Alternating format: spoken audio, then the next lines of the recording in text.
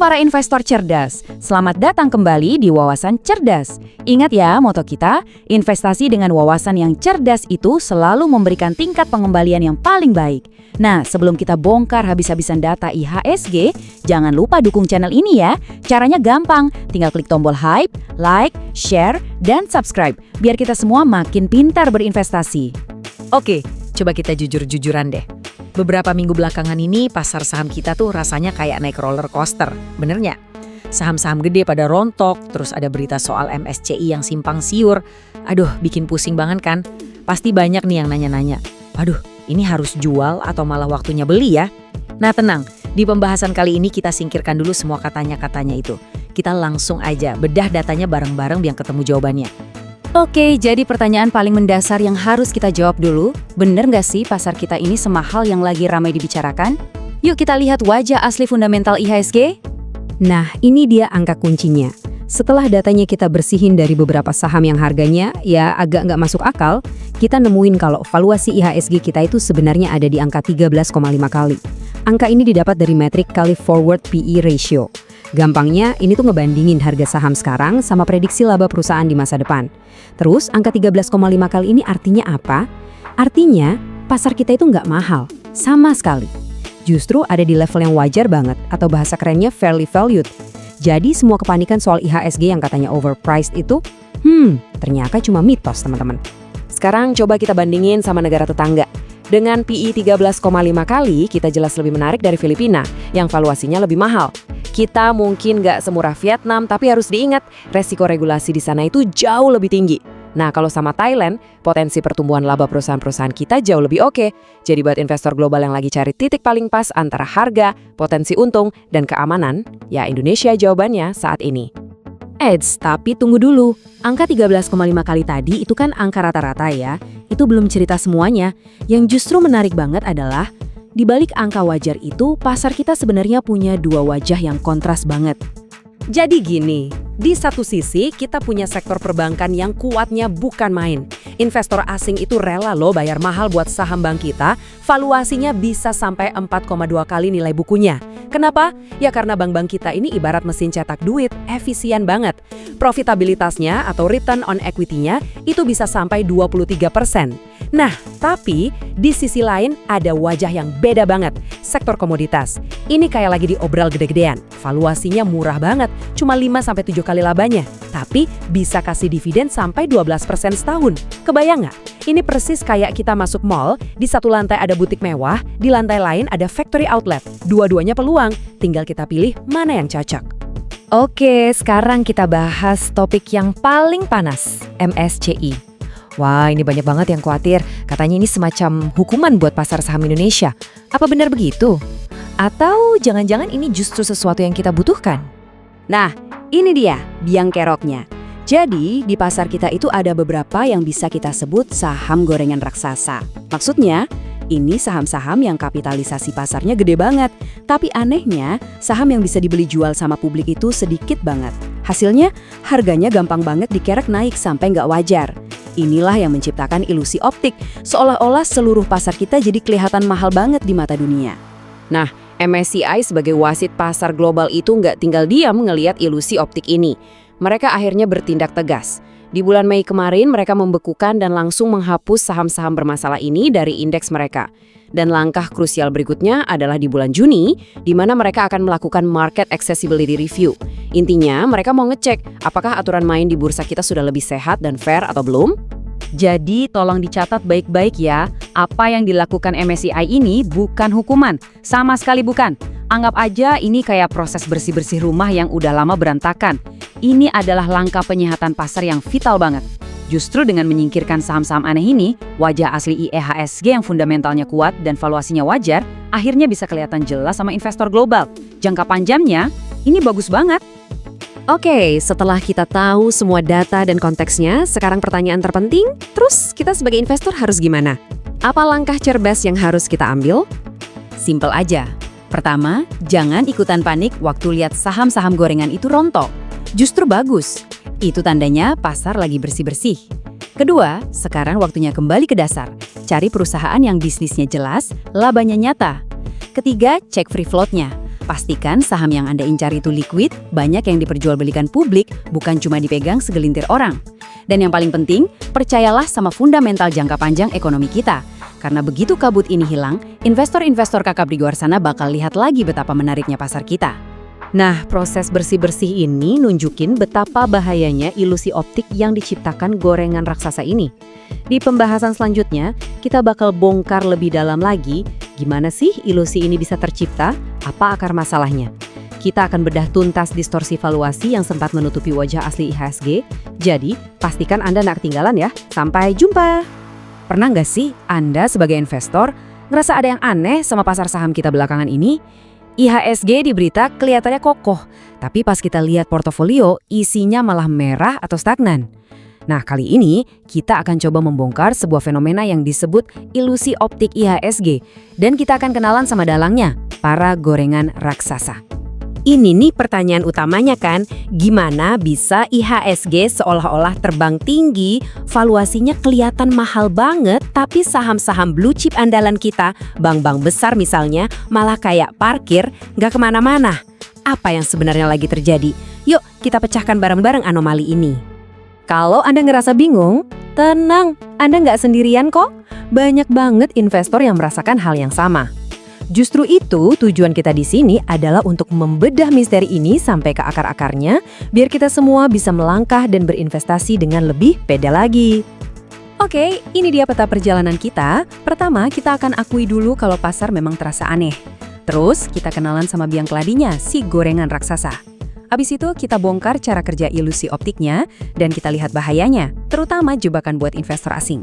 Nah, setelah itu ada kabar baik, yaitu soal operasi cuci gudang di bursa. Dan yang paling penting, di akhir kita akan bahas strategi cerdas buat kita semua di babak yang baru ini. Siap ya? Kita langsung masuk ke bagian pertama. Kenapa sih pasar ini terasa aneh? Kita coba pahami dulu anomalinya. Nah, ini dia kontradiksinya. Di satu sisi, kita lihat realitas indeks atau IHSG yang ada di level tinggi, kelihatannya super mahal, overvalued. Tapi, pas kita lihat realitas portofolio kita sendiri, saham-saham blue chip yang fundamentalnya bagus malah harganya anyep, stagnan, dan valuasinya justru terasa wajar atau bahkan murah. Ada gap yang besar banget di antara keduanya. Oke, sekarang pertanyaannya, siapa sih biang keladi di balik keanehan ini? Yuk kita masuk ke bagian kedua dan kenalan sama dalangnya. Inilah dia pelakunya, saham dengan kategori High Shareholding Concentration atau kita singkat aja HSC. Gampangnya gini, bayangin sebuah perusahaan yang ukurannya raksasa, nilai pasarnya triliunan rupiah, tapi saham yang dilepas ke publik yang bisa kita beli itu cuma secuil, bisa jadi kurang dari 10%. 90% lebihnya dipegang erat sama segelintir pemilik. Barangnya langka tapi badannya jumbo. Biar lebih kebayang bedanya, lihat perbandingan ini. Saham normal itu porsi publiknya kan besar ya, puluhan persen. Jadi buat naikin harganya butuh dana triliunan, berat banget. Nah, kalau saham HSSC ini, karena barang yang beredar super minim, cuma butuh dana yang relatif kecil buat ngerek harganya terbang tinggi. Inilah kenapa dia dapat julukan gorengan raksasa. Ukurannya raksasa, tapi cara mainnya mirip saham gorengan. Oke, sekarang kita bongkar mesinnya. Gimana sih cara kerja distorsi ini sampai bisa menciptakan ilusi optik di IHSG? Kita masuk ke bagian ketiga. Kuncinya ada di sini, cara IHSG dihitung. Indeks kita itu pakai metode rata-rata tertimbang berdasarkan kapitalisasi pasar atau market cap. Ini artinya perusahaan yang nilai pasarnya paling gede, dialah yang punya pengaruh paling kuat ke pergerakan indeks. Persis kayak main jungkat-jungkit kan, orang yang badannya paling berat pasti yang paling nentuin arahnya. Nah, proses ilusinya terjadi lewat reaksi berantai ini. Pertama, karena suplai sahamnya sangat sedikit, harganya jadi gampang banget dikerek naik. Begitu harga naik, otomatis nilai kapitalisasi pasarnya jadi membengkak secara drastis, kelihatan jumbo banget secara artifisial.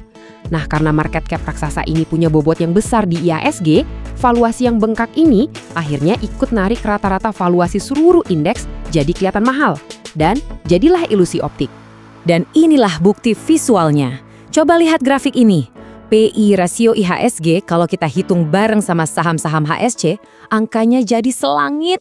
Pasar kita jadi kelihatan mahal banget. Tapi coba kita bersihkan datanya. Saham-saham anomali itu kita keluarkan dari perhitungan. Dan boom, seketika PI rasio IHSG balik lagi ke level yang wajar dan bahkan menarik. Inilah bukti nyata distorsi yang selama ini terjadi. Ternyata efeknya ini bukan cuma bikin kita pusing. Ini jadi masalah yang jauh lebih besar di level global. Kita lanjut ke bagian 4, jebakan bagi investor asing dan risiko sistemik yang ditimbulkannya. Para analis bahkan sampai memberikan julukan yang cukup mengerikan ya untuk situasi ini, sebuah jebakan likuiditas yang mematikan. Ini artinya, level masalahnya udah bukan sekedar valuasi mahal murahan, tapi sudah jadi sebuah risiko yang serius. Kenapa sih disebut jebakan? Gini, institusi global atau fund manager besar kadang terpaksa beli saham-saham ini karena aturan indeks mereka mengharuskan begitu. Pas beli, gampang. Tapi giliran mau jual dalam jumlah besar, nah disitulah masalahnya. Nggak ada yang nampung, pintunya kekecilan buat keluar. Kalau mereka nekat jual paksa, harganya bisa langsung hancur lebur. Inilah yang namanya likuiditas semu. Kelihatannya liquid, tapi sebetulnya ilusi. Tapi, di tengah semua kekhawatiran ini, ada kabar baik. Kita masuk ke bagian 5, operasi cuci gudang bursa. Anjloknya harga saham-saham ini belakangan ini sebetulnya adalah sebuah proses penyehatan. Melihat ada bom waktu yang siap meledak, wasit pasar global yaitu MSCI akhirnya turun tangan. Mereka nggak tinggal diam. Mereka mengambil langkah yang sangat tegas untuk melindungi investor dan ibaratnya membersihkan pasar kita untuk mengembalikan kewajaran. Dan ini bukan wacana loh, catat tanggalnya, pertengahan Mei 2026. Di tanggal itu, saham-saham HCSC ini akan resmi didepak keluar dari indeks MSCI. Jadi, ini adalah sebuah operasi bersih-bersih yang sudah pasti dan sudah terjadwal.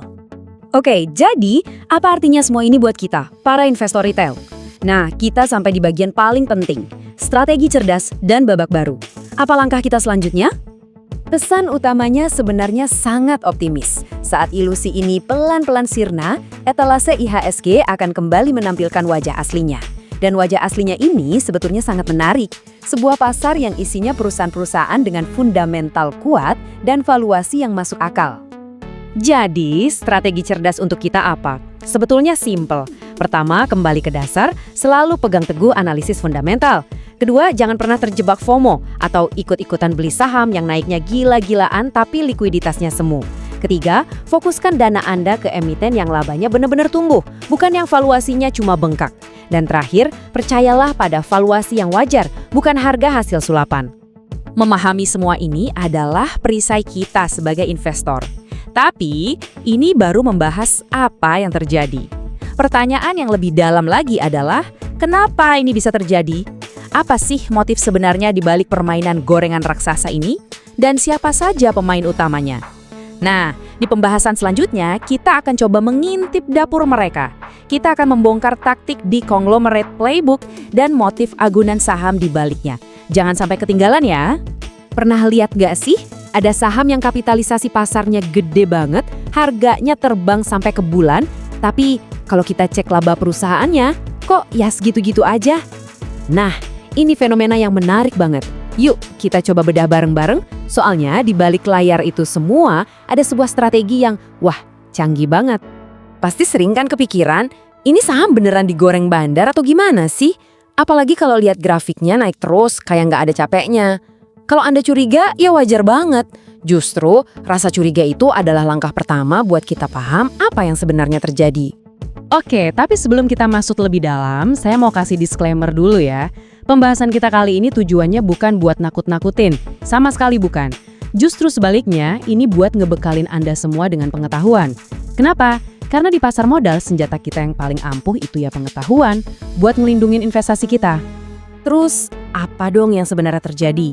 Ini bukan sekedar gorengan biasa ya, bukan level-level pom-pom di grup Telegram, bukan.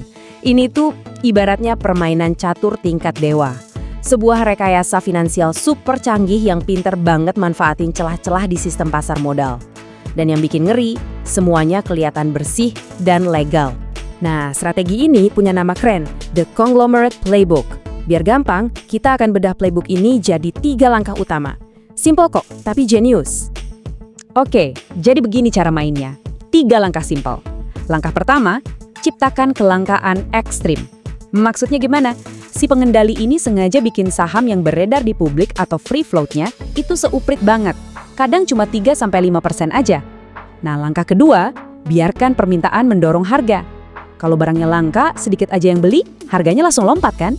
Makanya sahamnya bisa auto-reject atas berhari-hari, tanpa perlu diguyur duit buat ngepom.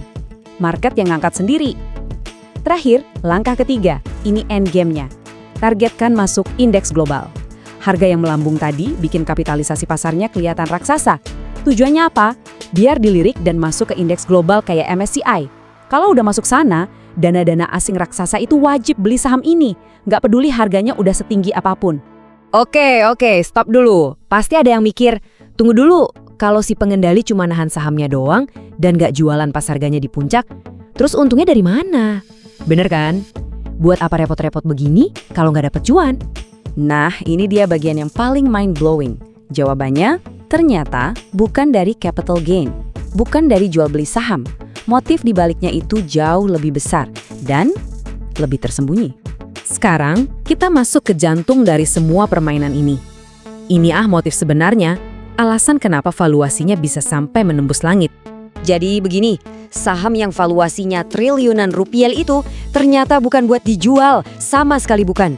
Saham itu dipakai sebagai agunan, yap, jaminan. Jaminan super kuat buat apa? Buat ngajuin pinjaman tunai raksasa ke bank atau lembaga keuangan lain. Jadi mereka bisa dapat duit cash miliaran dolar buat ekspansi bisnis. Dan keren ya, mereka nggak perlu lepasin satu lembar pun sahamnya. Kendali perusahaan tetap aman. Jenius kan permainannya? Dan bukan cuma soal pinjaman aja loh, ada bonus lainnya. Coba bayangin, punya perusahaan dengan cap pasar terbesar se-Indonesia. Gengsinya itu loh, bargaining powernya juga jadi luar biasa kuat. Mau ngobrol sama pemerintah, sama partner bisnis, atau sama bank lain, posisinya udah di atas angin.